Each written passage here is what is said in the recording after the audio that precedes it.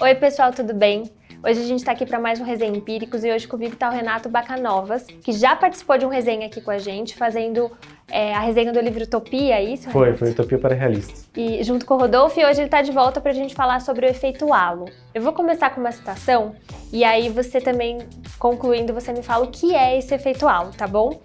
A citação é a seguinte: a diferença entre uma dama e uma vendedora de flores não é a forma como ela se comporta, mas sim como ela é tratada.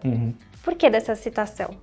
Pri, o efeito halo, que o autor analisa extensamente no livro, é a ideia de que as pessoas elas formam percepções sobre pessoas, sobre empresas, sobre negócios, sobre marcas, baseados muito no resultado delas do que propriamente em alguma característica específica.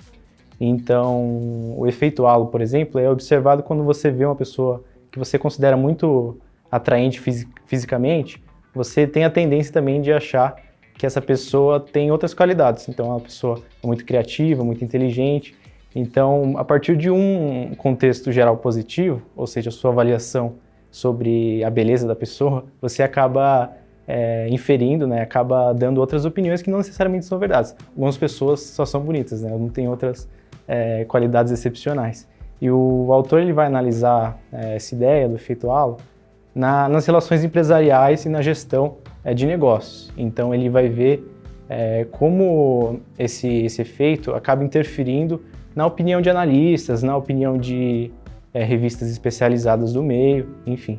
Então o efeito halo também se manifesta nas empresas na ideia de que aquelas empresas que já são bem-sucedidas financeiramente são vistas como positivas, né? São vistas como bem-sucedidas em outros ramos que não necessariamente também acontece, né? Então, se uma empresa já tem um posicionamento de marca e de negócio ali já bem estabelecido, ela tem uma facilidade de lançar novos produtos, por exemplo. Então, já vai acoplado, né, uma ideia positiva com relação a essa empresa, justamente porque ela já tem um resultado interessante. E como você falou antes para mim, o exemplo é a Apple, né? Que ela já, por si só, ela já tem um resultado bom, ela já tem uma estética. Então, o que ela lançar é muito bom. Exato. E a estética nisso é muito importante. Então, quando a gente olha para uma empresa e a gente vê que ela está dando lucro, não necessariamente ela é muito boa em outros setores também, como na cultura. Não dá para saber de onde que vem esse resultado. E aí que vem essa pergunta. Como que a gente consegue ver o alto desempenho? Exato. O mais interessante do livro, assim, a ideia geral do livro, ele tenta detalhar essa pergunta, né? O que leva empresas a serem bem-sucedidas, o que leva à alta performance e por que algumas empresas são bem-sucedidas e outras empresas não. E ele tem uma visão muito interessante, assim, é bem pautada aqui com os nossos ideais da Empíricos, né? Talibiano, a ideia de que você tem que duvidar de tudo, que você tem que ter um nível de ceticismo muito alto. Então, o autor justamente diz que é muito difícil a gente definir o que leva à alta performance.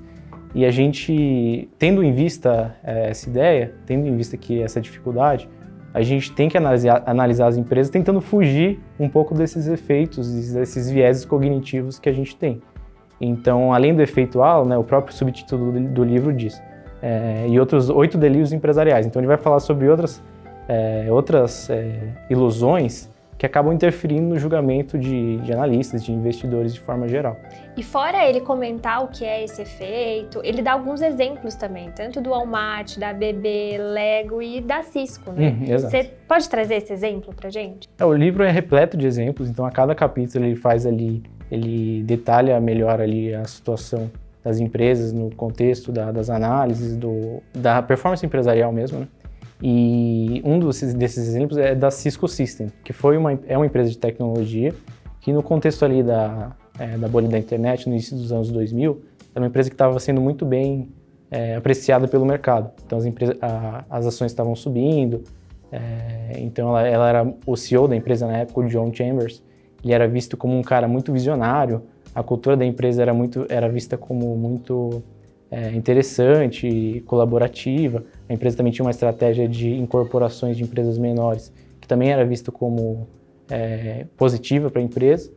Acontece que veio a bolha da internet e as ações da empresa despencaram de um dia para a noite, né? Então, A partir dessa desvalorização das ações, a empresa começou a ser vista negativamente. Então, o mesmo CEO, John Chambers, que era antes um cara visionário, começou a ser visto como um tirano, como um cara incapacitado a estar ali na frente da empresa. A cultura da empresa passou a não ser mais tão bem vista, essa estratégia de incorporação de outras empresas menores passou a ser vista como uma pulverização do core do negócio.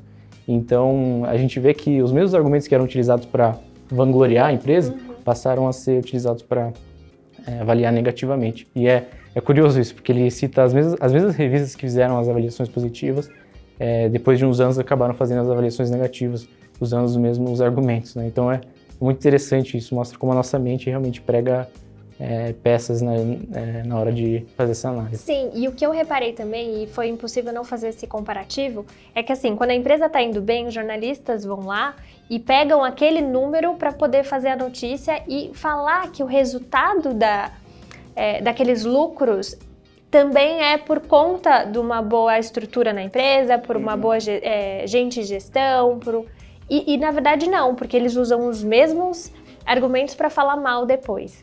Como é que um analista sozinho lá no escritório dele, ele vai analisar todas essas empresas? E aí eu me deparei aqui com a Empíricos, que a gente tem mais de 30 analistas, e falo assim, aqui já tem muito trabalho, porque para você analisar uma empresa, não é simplesmente você pegar a planilha, pegar os lucros e falar, não, aqui vale a pena investir. E no livro, ele não mostra uma ferramenta de como chegar no efeito halo. O que você entendeu? Como que você vai identificar ele? Exato, Pri. O livro, ele como eu disse, né, ele é bastante cético, ele é bastante pé no chão mesmo, né? Ele não acredita em fórmulas prontas, em alguma fórmula matemática que você pode aplicar ali que vai sair necessariamente uma empresa boa. É justamente a ideia de que o mundo é complexo, as relações empresariais, as relações econômicas, financeiras, elas são muito mais significativas, muito maiores do que qualquer analista, qualquer pessoa individualmente pode perceber. Então, o mais interessante, eu avalio, da leitura desse livro, é você ter em mente das suas próprias limitações. A gente tem aqui, igual o Felipe sempre fala, a gente tem aqui 30 analistas super capacitados, uma equipe excepcional, só para fazer isso, né? Então, é a ideia de que você tem que ter isso em mente, você tem que estar muito bem informado, fugindo ali de um senso comum e de também um certo nível de storytelling que acaba dominando as informações e as avaliações sobre o mercado. Então a gente sempre gosta dessa história. Putz, o cara que começou na garagem de casa e aí ele percorreu o Brasil inteiro para ter sucesso, pediu dinheiro para não sei quem, para o banco, depois de anos de dificuldade, ele daí conseguiu prosperar. A gente ter uma visão... É claro, essas coisas acontecem, né? Então, a maioria das empresas no Brasil, elas podem ter uma história parecida com essa. Só que não necessariamente isso é um fator determinante para você chegar numa empresa bem-sucedida, para você ter sucesso empresarial. Então, você ter isso em mente, você trabalhar com esse ceticismo. É importante também dizer que não é que o livro trabalha com fatalismo, assim, então não tem jeito, vamos fazer qualquer coisa que, como é tudo aleatório, a gente... não tem importância as ações que você toma. Não, ele realmente reconhece que é muito importante você ter uma gestão boa, você ter funcionários bem qualificados, interessados ali no negócio, você ter uma estratégia empresarial, um plano de negócio bem definido, é super importante para o sucesso de uma companhia. Mas, ao mesmo tempo, não é isso que determina, né? Então, é você ter essa visão ampla de que o mundo vai acabar pregando peças em você e você tem que estar sempre bem informado com relação a isso. Isso mesmo. Gente, esse livro ele é incrível. Ele está na assinatura da Empíricos Books. Se você ainda não tem a Empíricos Books, eu vou fazer uma promoção especial. Na verdade, é um convite para vocês irem lá no YouTube, dar um like no vídeo e comentar. Vocês já passaram por algum efeito halo na sua vida? Seja nos investimentos, na sua empresa, ou até mesmo no iFood que você pediu e acabou não dando certo. Comenta lá e eu vou sortear uma unidade desse livro aqui. Se você ainda não segue, @empiricosbooks no Instagram. E se você tiver uma indicação de livros, manda para empiricosbooks@empiricos.com.br. É isso, pessoal. Até a próxima semana.